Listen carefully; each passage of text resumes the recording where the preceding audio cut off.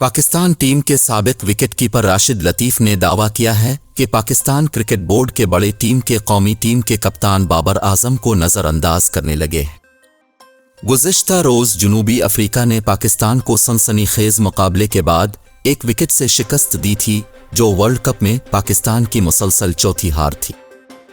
World cup में लगातार 4 शिकस्तों के बाद कौमी खिलाड़ियों के साथ टीम के कप्तान बाबर आजम को भी कड़ी तनकीद का सरकारी टीवी के शो में गुफ्तगू करते हुए साबिक मायानाज विकेटकीपर ने दावा किया कि बाबर आजम मुसलसल 2 रोज से chairman PCB management committee, chief operating officer और डायरेक्टर इंटरनेशनल क्रिकेट को मैसेज भेज रहे हैं, लेकिन क्रिकेट बोर्ड के तीनों बड़े उन्हें जवाब देने से गुरेज कर रहे हैं।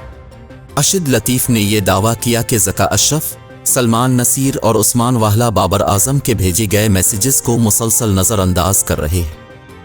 साबिक टेस्ट क्रिकेटर के मुताबिक पीसीबी ने खिलाड़ियों से कहा है कि उन्होंने जो सेंट्रल कॉन्ट्रैक्ट साइन किए हैं वो माने नहीं जाएंगे और खिलाड़ियों को नए सेंट्रल कॉन्ट्रैक्ट साइन करना होंगे।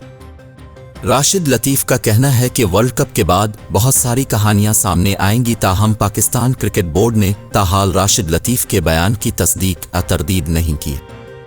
ख्याल रहे कि पाकिस्तान क्रिकेट बोर्ड ने वर्ल्ड कप के शुरू होने से चंद रोज़ कबल ही खिलाड़ियों के लिए सेंट्रल कॉन्ट्रैक्ट का ऐलान किया था, जिसमें एक कैटेगरी में शामिल बाबर आजम, मोहम्मद रिजवान और शाहीन आफरीदी को माहाना 61 लाख देने का फैसला किया था, जबकि बी कैटेगरी में शामिल खिलाड़ियों की तनख्वाह 43 लाख माहाना मुकर्रर की गई थी।